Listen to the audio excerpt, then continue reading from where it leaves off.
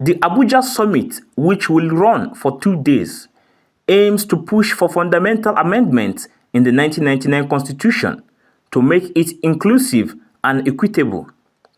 Political leaders, patriots, intellectuals, and interests from across the country are taking part in the Abuja summit.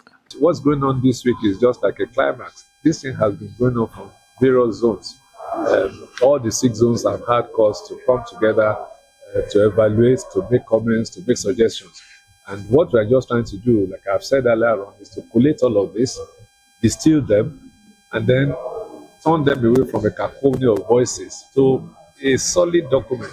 This constitutional conference, we are seeking that powers to be devolved. Too much power at the center. Unitary system has not favored us. We never favor us. We are a federation, and so the federating units must have enough power. Where are the granite pyramids?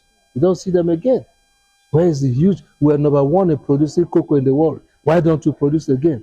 Because everybody is today depending on the oil from Niger Delta. We come and sit down and share the oil.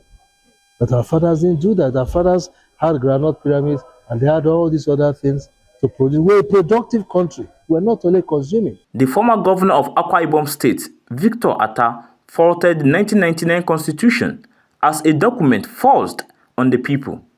He said that the Constitution needed to be amended for inclusivity and to promote constructive collaboration among all sectors of Nigeria. The legitimacy of the 1999 Constitution, the viability of our current political system, the path towards restoring true sovereignty to the Nigerian people.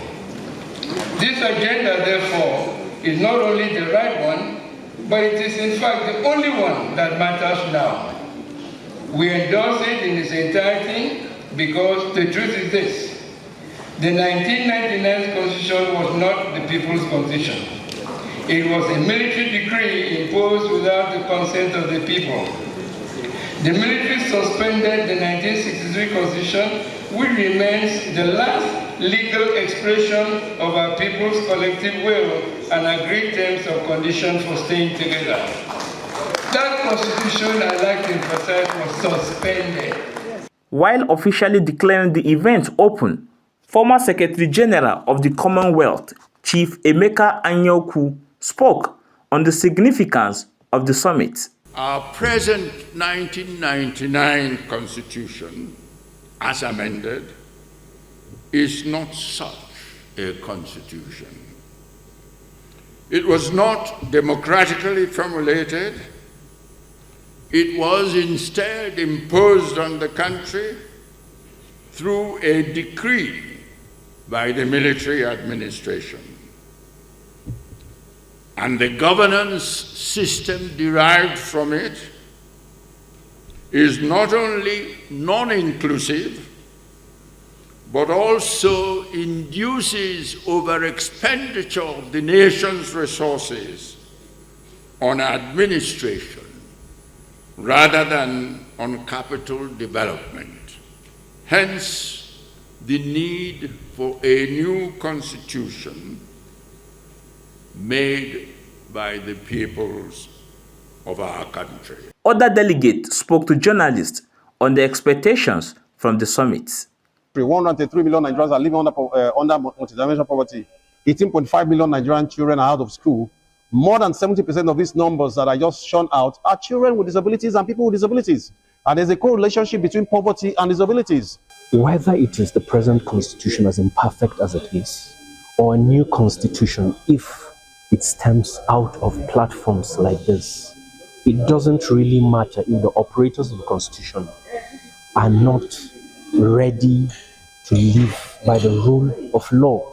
So it is very, very important, value reorientation and, coming up with handlers who will see the constitution as not just an ordinary document, but the very document that creates our existence, creates all the organs and the institutions within the federation called Nigeria. I believe women already are 50% of the population anyway.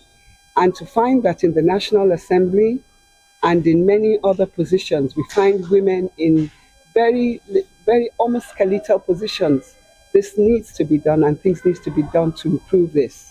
Also, in terms of children, education, I believe education also needs to be placed in a more pivotal position than it is now, especially for childhood education. The objective of the National Summit is to create from the present constitution a new document that speaks to the aspirations of Nigerians across all regions and institute a governance structure that frees the potentials of the black man's most populous nation.